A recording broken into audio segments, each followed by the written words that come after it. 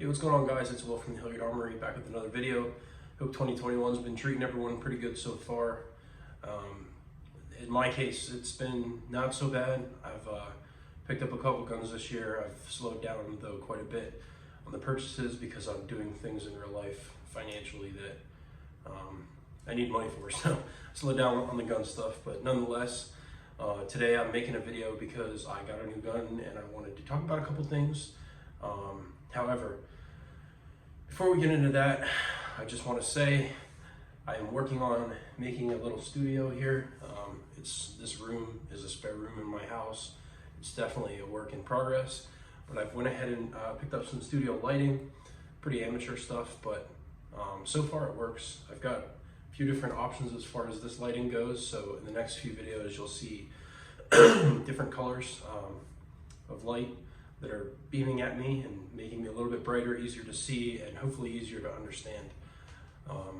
I got a recommendation from someone who watched my videos, and so far I like it, though I haven't necessarily uploaded a video since I've got the lighting, but managed to contract coronavirus, I guess. It's been a year since the pandemic really started, maybe a little bit over that, year and a month or so, and I managed to duck and dodge it for a solid year, but it appears I've contracted it from someone real close to my family.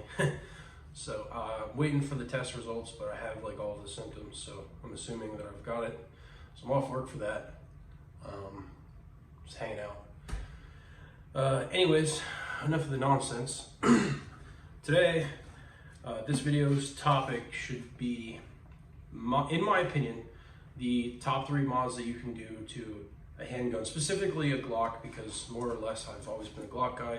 Most of the videos on my channel are Glock related, but nonetheless, 3 mods that you can do, in my opinion, to a Glock as soon as you get it after you work on your first mod, which is going to be yourself. Meaning, what I mean by that is going to the range, getting some training, and just a lot of time behind the gun to completely understand it, figure out how it works, shoot it the best that you possibly can before you start modding it. After that, in my opinion, there are a couple things you can do that make ease of operation simpler, and at the end of the day, one specific mod, which I'll get into first, you can do to the gun to not necessarily make yourself shoot better, but make it easier for you to shoot better. So let's get into it. This is my newest Glock 19X. Who doesn't own a 19X? As you guys probably would have guessed, sooner or later I was going to pick one up. I've wanted one since they came out. I just beat around the bush for, what, 2.5, 3 years. But now I've got one, and I put several hundred rounds through it. I wish I would have made some videos doing that, but I didn't. And since then, I've started modding it. I'm pretty minimal on the mods as far as this gun goes. I am going to have the slide milled for an optic, and I am going to have framework, but you're not going to see a whole bunch of Gucci stuff on this gun. It's going to stay pretty much stock, aside from the framework and the milling. Just as far as milling goes, it's strictly going to be for a red dot. I wish I could get some front slide serrations, but I don't want to take away the factory engravings on the gun. I want it to remain as factory as possible. I say that, and I've got the thing stippled. So yeah, this is it, your typical 19X. You got 3 magazines, one of these junk polymer Glock loaders that no one ever uses, and a bunch of useless back straps. Also the cleaning kit and the what is it? The trigger locking mechanism or what have you. I don't bother with those. Obviously, they just go right in the trash because I have a safe. This is it here. Go ahead and open her up. We'll safety check her once, and then I'll get into these mods. So, empty magazine, empty chamber, nothing there. So, all right, she's clear. All right, so top three mods in my opinion that you can do. Now, mind you, this is going to be subjective, but mod number 1 would be sights, because if you're not into using weapon-mounted lights and you need to use your gun at night to defend your home, your best bet is going to be night sights. Why night sights? Well, the name kind of alludes to why. There are tritium vials inside of these optics that allow you to make line dots up. And that's, I mean, the biggest thing you want to do is identify your target. So realistically, mod number one for me would be weapon mounted light, but if you can't go that route, night sights are the next best thing. Just make sure that you have some kind of, this is what I do, but I also have weapon mounted lights on the guns that I keep in my house for home defense. Make sure you have some kind of ambient lights on your home that you could at least designate your target whenever you know, God forbid, I'm just speaking in, you know, theoretics, but make sure you just have some kind of ambient light so you can at least pick up your target. But if not, I mean, night sights are always a viable option, but it's going to be hard to pick out your target when it's a, you know, a pitch black room or pitch black whatever it is in your house, or if you're in an alleyway or whatever. But that's mod number one. Mod number two, to me, in my opinion, like I said, this is subjective, is going to be trigger. The reason why I say trigger is number two is because, going back to what I said earlier about getting a part for the gun that can help you shoot more accurately, it's not going to make you a more accurate shooter. At the end of the day, you dry firing and go to the range and training is what's going to make you a more accurate shooter, but having a lighter trigger pull helps out. I don't want to say a lot, but it definitely helps out. It helps out more than anything else you could do to a gun. I don't care what it is. You putting a red dot on it, getting the slide mill, making it lighter, less recoil, having your frame done so you can get a higher purchase on the grip. None of that matters. At the end of the day, what your finger does to that trigger and keeping that gun still when you pull that trigger straight back is what's going to make your shot land where your sights are in regards to the target.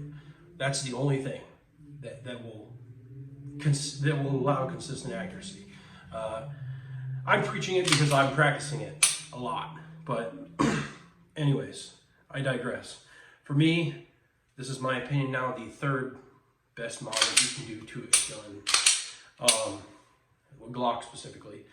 As far as mods go, to help make your life easier is going to be an extended slide release. Now, like I said, this is subjective, but the reason why I'm going with an extended slide release is because if you're like me and you picked up a Gen 5 Glock, mind you, I mean, this really isn't technically a Gen 5, but it has the most prevalent Gen 5 feature, which I've been looking for because I have shot Gen 3 and Gen 4 Glocks for the past 10 years, and I've never had a slide release that is ambidextrous to accommodate to my left-handed shooting. I know there's a lot to take in, but this is a big deal to me. Now I have it. So, that being said, an extended and raised slide release for someone with larger hands like me is paramount, because the factory slide release, when I'm shooting the gun, I tried to adjust my grip to get around it, but it seemed like every other shot at the range I was manually locking the slide back because my thumb was pushing up that release. So that being said, I was going to try to learn a new way of gripping the gun, but if I've been maintaining this same grip for so many years and I have to go ahead and change it now just because of a new part on a different kind of, well, on the same gun, but you know what I mean. It just wasn't a good look for me. When at the end of the day, I could go ahead and spend, you know, I forgot what this even cost, maybe 40 bucks or so on this CAGWorks raised and extended slide release. This is from CAGWorks, yes. So this is specifically for Gen 5 Glocks. I'm speaking on my behalf, but I've seen them for Gen 4 Glocks as well, which obviously they'll only be on the one side. But if you have larger hands and your slide release tends to get in your way, or you ride it when you're gripping the gun and every once in a while you have that issue, instead of training around it, you can always just replace it. And it's pretty cheap, and at the end of the day, it makes a lot of sense because that really stays out of the way of my thumb. A bonus mod that I would just like to throw in this video because I've had it done, or I've done it, is an extended magazine release. This is from Strike Industries. This is a modular mag release, meaning it is two pieces. The piece here that protrudes out that you actually actuate with your thumb, the button, is, I want to say aluminum, maybe machined aluminum, not positive on that, but the interior is what's important to me. This piece here is polymer. So you have a two-piece system. the button itself is screwed into the polymer housing, which is the mechanism that catches your magazine here. So you throw this in, the polymer piece is what is, what's the word? I guess touching more would be, if you will, or activating that actual catch on the magazine to keep the magazine in the frame. So this magazine release is, in my opinion, the best for Glocks if you're going to use factory polymer Glock magazines, which most magazines for Glocks aftermarket are polymer as well. Don't get an aluminum extended mag release. You'll thank me later. If you do, you're going to end up chewing up these polymer catches over time, and your magazines are going to go to shit. And then you're going to have to spend 30, 40 bucks on a new Glock magazine. Who wants to do that? Just spend the $25 on this, which is pretty much the average price for all extended mag releases, and save yourself the heartbreak, because I tell you what, there isn't anything more painful than throwing away a perfectly good Glock magazine. I've done it like 4 times, all right? Take my word for it. Strike Industries, you guys did good with this. I really like this. It also, by the way, just for the record, comes with 2 different sizes extension. The one smaller one is, I say, more or less factory as far as the extension itself. This one is the larger one, which I like. I don't necessarily need it. I don't really have to mess with my grip whenever I go touch it, but if it's there, why not use it? That's how I see it. But they give you the option, which for $25 I think is great. They also make it in a bunch of different colors. I have the same one in titanium nitride on my Glock 17. I just went with black on this because I don't plan on changing the color of any of the parts of the extractor or the pins or the trigger or anything else. By the way, the trigger here, Apex trigger, it is the performance enhanced. I know I've made videos before talking down on Apex triggers, but this trigger here is 1 pound to 1.5 pounds lighter than their regular trigger, or i.e. stock Glock trigger. They have another trigger, which I forgot the name of. I own it. I have it from my Gen 4 17.